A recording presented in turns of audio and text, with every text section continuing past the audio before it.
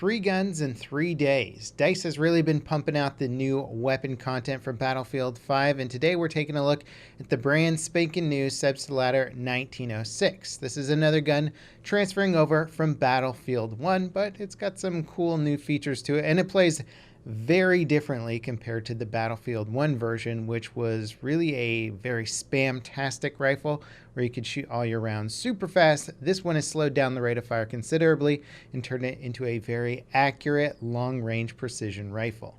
For specializations, I've gone for quick aim, barrel bedding, then lighten stock, and recoil buffer. At the very end, you can choose between recoil buffer or another one that will actually give you faster rounds so you don't have to lead your target quite so much in the distance. This one I think is a bit up for debate, but the gun does recoil pretty significantly, which slows down how fast you can put a repeat round on the same target. And I found the recoil buffer just really helped with that situation. Here you're seeing gameplay from the fully upgraded rifle, so the recoil is less extreme than it would be without it. Now, when placing the 1906 amongst the other self-loading rifles available to the Recon class, you have the close range aggressive one, which would be the Model 8, then extending that range slightly with the RSC, and then pushing the range out a little bit further. That's where the 1906 sits. And then if you want the longest range, slowest firing semi-auto, or rather self-loading rifle, you have the ZH-29. So among those 4 rifles, this is like the second when it comes to long range and accuracy. Now, what the in-game stats don't tell you is muzzle velocity, damage drop-off value. So it might have an equal max value, but different drop-off value. One thing that I did notice that was quite nice about this weapon, and I'm not sure if other self-loading rifles perform in the exact same way, but it seems to 2-shot kill at basically any distance, no matter what. So you're not going to get a 1-shot headshot kill. It will do pretty significant damage with headshots. You know, you'll be getting like high 80s, maybe 90 if you get a headshot with this. But when it comes to just distant targets, you don't have to worry about the headshot aiming quite as much, just as long as you land 2 shots. And it can put 2 shots downrange fairly consistently, fairly accurately. You have a lot of optic options as well. You can go from 6 times to 3 times to 2 times. What's interesting about the optics is that it has a new 2 times optic that I haven't seen on any other rifle yet. Kind of cool looking. I don't know if it's worthwhile using the 2 times here because really this weapon has such a slow rate of fire and unruly recoil that you're going to want to use it at the furthest distance possible to get the advantage. So you can use this at extreme long range sniper distance. I found the 3 times really suited this weapon the most, as it allowed me to take that range in just a little bit, since you can't always guarantee extreme ranged engagements with this weapon. And the 6 times with the recoil of this gun just felt a little bit too extreme and too hard to sort of reseat and get back on target. So the 3 times was sort of the sweet spot, but you might prefer the 2 times. But although the 2 times looks really cool when mounted on the rifle, when you actually ADS, it's got a lot of metal structure on left and right side, so it can be a little bit hard to be aware of your peripherals when zeroing in on an enemy.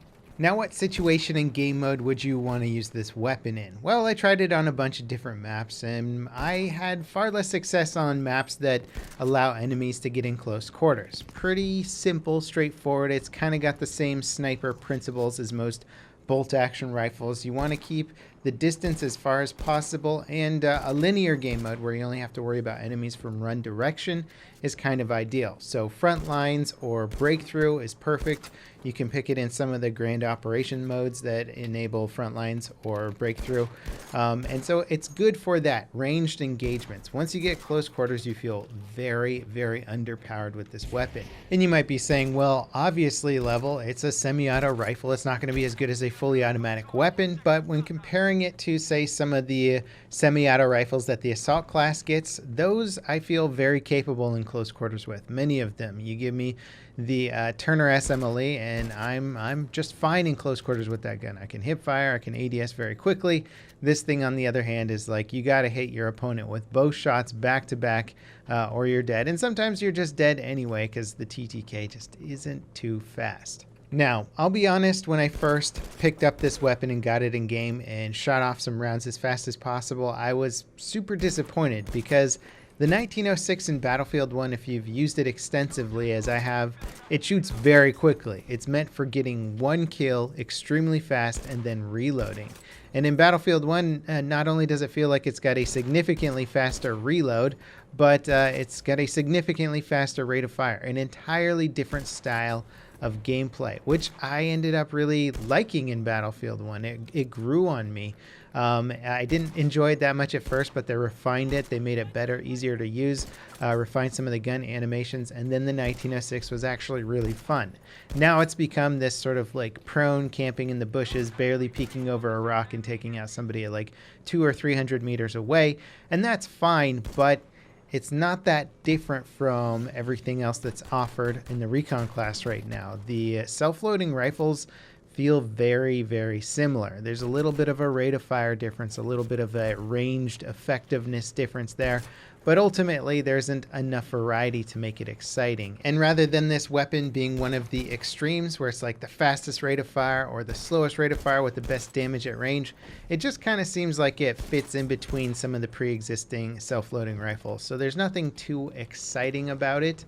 I was able to do fine with it given the specific game modes, but as soon as I was forced into a map that didn't really cater to this playstyle, I started really disliking this weapon and its inability to adapt to specific situations. And that's common with Recon class stuff. I just can't really shake the feeling that I've played with this gun and the RSC and the Model 8 a huge amount in Battlefield 1, and this gun in Battlefield 1 was so different. I just find myself wanting that performance from it rather than what it has right now, just to give the Recon a little bit more class variety. But, you know, I think some of the problems with the Recon have more to do with than just the weapon selection. Recons have really been nerfed in a lot of ways in that all the other weapons that they're up against do higher damage now. They no longer get the sweet spot mechanic. Their glint is very visible, spots them out, and their spotting gadgets like the flares have become very ineffective. So playing aggressively with them or using them to clear points and whatnot has become far less effective. Now DICE has addressed this. Drunksy on Twitter already mentioned that they're reworking the flare mechanics, so that's good. But again, I think it's just the Recon class is really just like, yep, you're just gonna snipe. Like, you can do a little bit of intel and reconnaissance, but beyond that, just focus on sniping. You can either semi-auto snipe or you can bolt action snipe, but you can't really do it from too close range. I mean, you can try it, but it's just gonna frustrate you. And again, now that I'm thinking about it, a lot of that also has to do with not just the spotting flare, but the sidearms. Sidearms in general used to be a lot better, and most classes like the supports or the assault class didn't really need them as much in Battlefield 1, but the Recon heavily relied on sidearms to get a lot of their kills, especially for playing aggressively and in close quarters. Now sidearms are significantly worse. The revolver can net you some really cool kill streaks and stuff like that, but it's a hard to use weapon, and the 1911 just ain't what it used to be, especially since pistols got nerfed and pretty much every close quarter primary got a huge buff to it. So very difficult to play the aggressive Recon role and sort of get a little bit more play style, more play variety into this class. I think Recon and Medic are the two classes that need the most balance right now.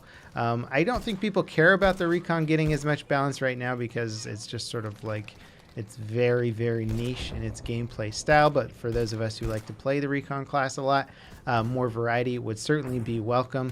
One nice thing, though, I did hear on Twitter is that the Medic is getting something for sort of the holidays. You know, each class has gotten one weapon so far, except for the Medic, and people are like, that's the one class that needs something cool, something new to use to change it up a bit. So DICE has confirmed that it is getting something. We just don't know what it is because it's not mentioned in the Tides of War. But then again, the new 1897 shotgun wasn't mentioned, nor was the Ribby Rolls mentioned in terms of like that they're coming out. So we might just get some random weapon for the Medic class in the near future. Anyway, the 1906 is in the game. It's a longer range self-loading rifle. If that's your play style, you might enjoy it. And I'm hoping that DICE will make some pretty big class changes in the near future. They've already confirmed that they're working on the flares. Maybe we'll get some pistol buffs or something like that to help out the Recons a bit more. As always, thanks for watching, guys, and I'll see you next time. This is Level Cap, signing off.